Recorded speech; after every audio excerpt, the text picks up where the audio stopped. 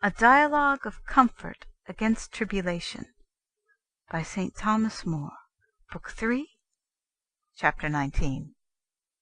That shall I, cousin, with good will.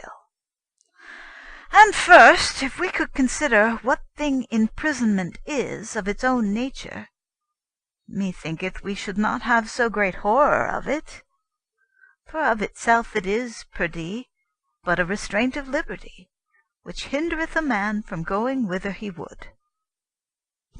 Yes, by St. Mary, uncle. But methinketh it is much more sorry than that. For beside the hindrance and restraint of liberty, it hath many more displeasures and very sore griefs knit and adjoined to it. That is, cousin, very true indeed. And those pains, among many sorer than those, thought I not afterward to forget. Howbeit, I purpose now to consider first imprisonment as imprisonment alone, without any other incommodity besides. For a man may be in prison, perdie, and yet not set in the stocks, or collared fast by the neck. And a man may be let walk at large where he will, and yet have a pair of fetters fast riveted on his legs. For in this country, you know, and Seville, and Portugal too, so go all the slaves. Howbeit, because for such things men's hearts have such horror of it, albeit that I am not so mad as to go about to prove that bodily pain were no pain, yet since it is because of this manner of pains that we so especially abhor the state and condition of prisoners, methinketh that we should well perceive that a great part of our horror groweth of our own fancy. Let us call to mind and consider the state and condition of many other folk, in whose state and condition we would wish ourselves to stand, taking them for no prisoners at all, who stand yet for all that in many of the selfsame points that we abhor imprisonment for. Let us therefore consider these things in order. First, those other kinds of grief that come with imprisonment are but accidents to it, and yet they are neither such accidents as be proper unto it, since they may almost all befall man without it, nor are they such accidents as be inseparable from it, since imprisonment may fall to a man, and none of them therein. We will, I say, therefore, begin by considering what kind of pain or incommodity we should reckon imprisonment to be of itself, and of its own nature alone. And then, in the course of our communication, you shall, as you please, increase and aggravate the cause of your horror with the terror of those painful accidents. I am sorry that I did interrupt your tale, for you were about, as I see well, to take an orderly way therein, and as you yourself have devised, so I beseech you, proceed. For though I reckon imprisonment much the sorer thing by sore and hard handling therein, yet reckon I not the imprisonment of itself any less than a thing very tedious, although it were used in the most favourable manner that it possibly could be. For, uncle, if a great prince were taken prisoner upon the field, and in the hand of a Christian king, such as are accustomed in such cases, for the consideration of their former estate and immutable chance of war, to show much humanity to them, and treat them in very favourable wise, for these infidel emperors handle oftentimes the princes that they take more villainously than they do the poorest men, as the great Tamburlaine kept the great Turk, when he had taken him, to tread on his back always when he leapt on horseback. But, as I began to say, by the example of a prince taken prisoner, were the imprisonment never so favourable, yet it would be, to my mind, no little grief in itself for a man to be penned up, though not in a narrow chamber. But although his walk were right large and right fair gardens in it too, it could not but grieve his heart to be restrained by another man within certain limits and bounds, and lose the liberty to be where he please. This is, cousin, well considered of you, for in this you perceive well that imprisonment is, of itself, and of its own very nature alone, nothing else but the retaining of a man's person within the circuit of a certain space, narrower or larger as shall be limited to him, restraining his liberty from going further into any other place. Very well said, methinketh. Yet I forgot, cousin, to ask you one question. What is that, uncle? This, lo.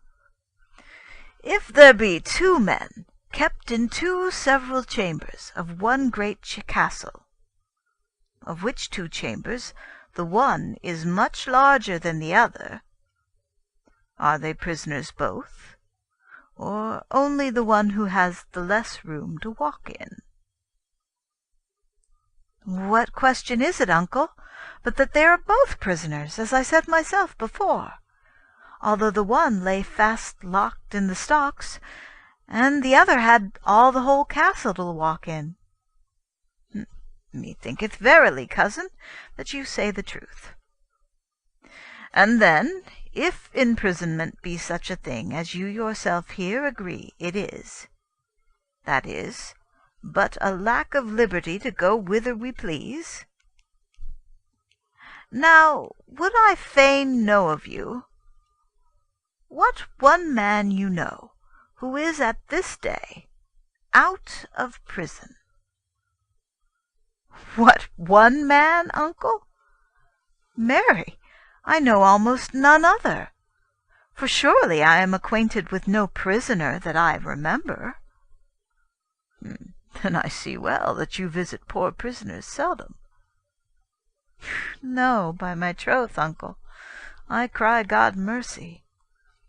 I send them sometimes mine alms, but by my troth I love not to come myself where I should see such misery.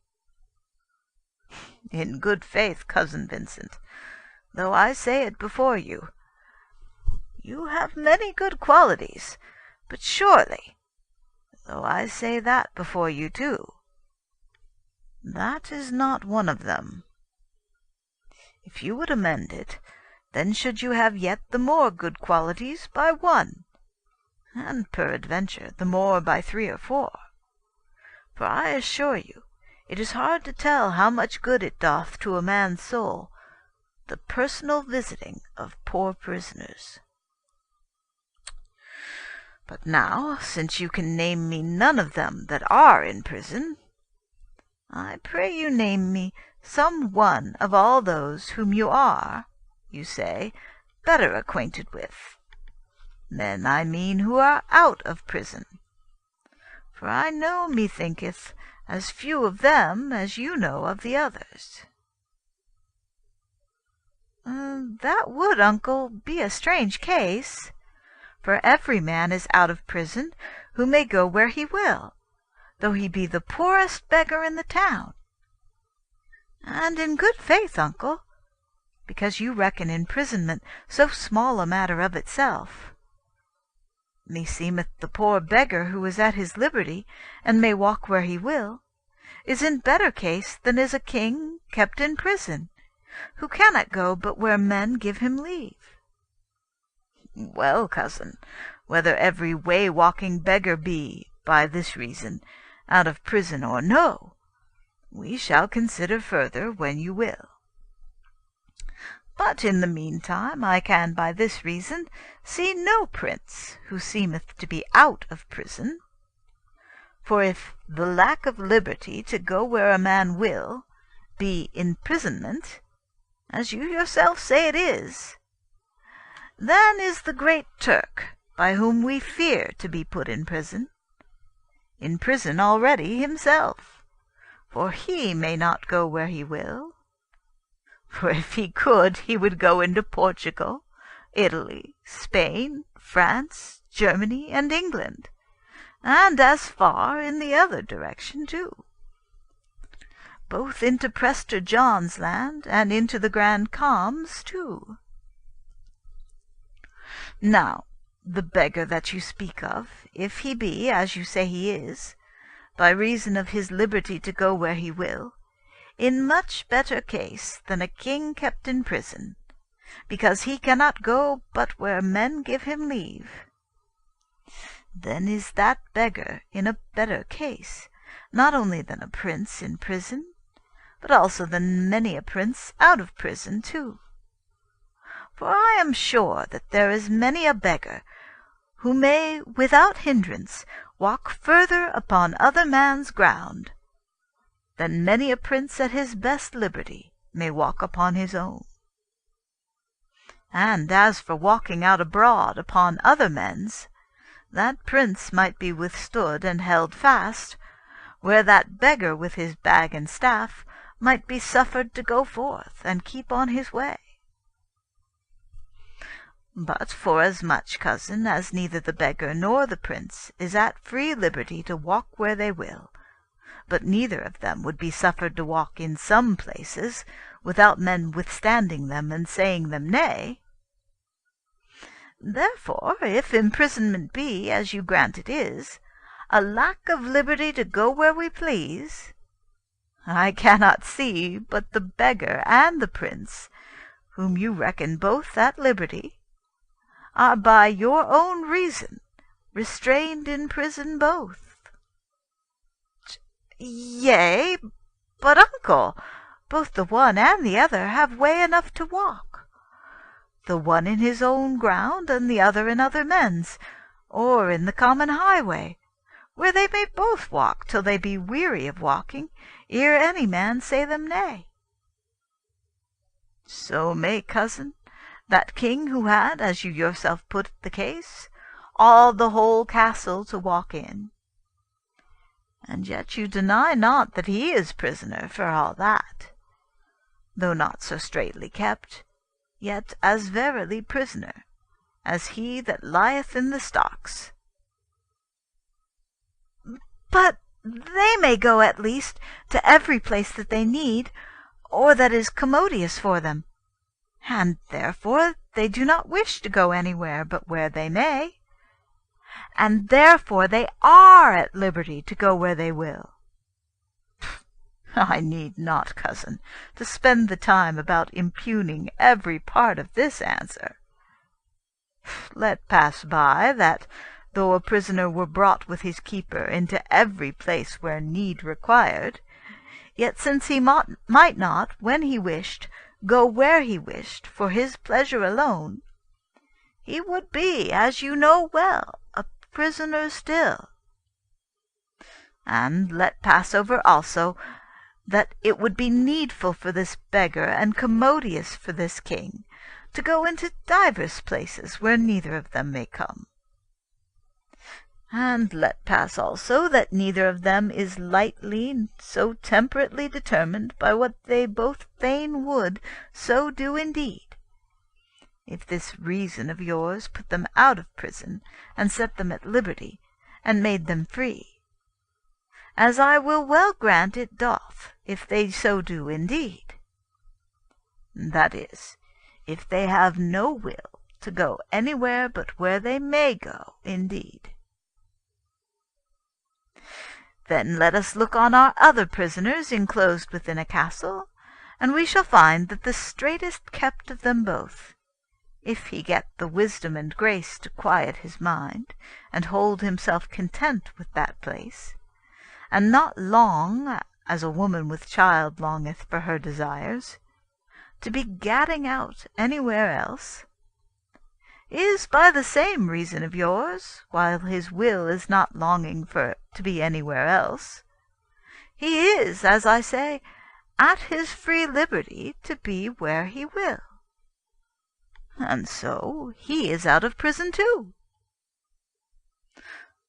And on the other hand, if though his will be not longing to be anywhere else, yet because, if his will so were, he should not be so suffered. He is, therefore, not at his free liberty, but a prisoner still, since your free beggar that you speak of, and the prince that you call out of prison too, though they be, which I dare say few be, by some special wisdom so temperately disposed, that they will have not the will to be anywhere else but where they see that they may be suffered to be. Yet, since if they did have that will they could not then be where they would, they lack the effect of free liberty, and are both twain in prison too.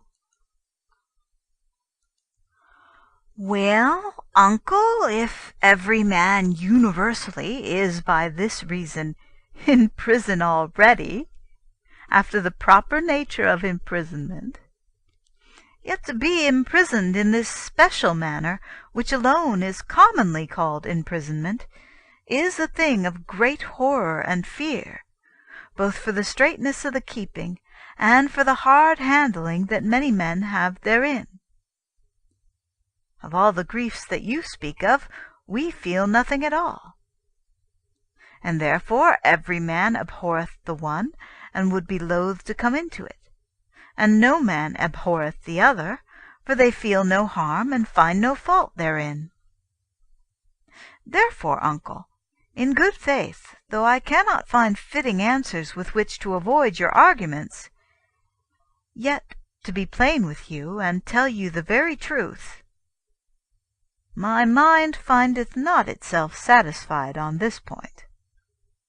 But ever methinketh that these things with which you rather convince and conclude me than induce a credence and persuade me, that every man is in prison already, are but sophistical fancies, and that, except those that are commonly called prisoners, other men are not in any prison at all. Well, fair thine heart, good cousin Vincent! There was, in good faith, no word that you spoke since we first talked of these matters that I liked half so well as these that you speak now. For if you had assented in words, and your mind departed unpersuaded, then, if the thing be true that I say, yet had you lost the fruit.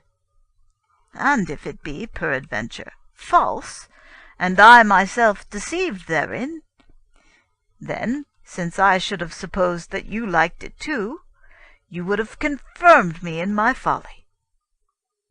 For in good faith, cousin, such an old fool am I, that this thing, in the persuading of which unto you I thought I had quit me well, and yet which, when I have all done, appeareth to your mind but a trifle and sophistical fancy, I myself have so many years taken it for so very substantial truth, that as yet my mind cannot give me to think it any other.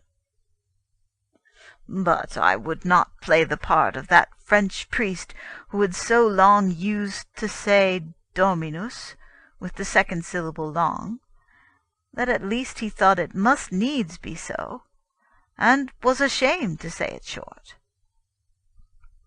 So, to the intent that you may the better perceive me, and I may the better perceive myself, we shall here between us a little more consider the thing.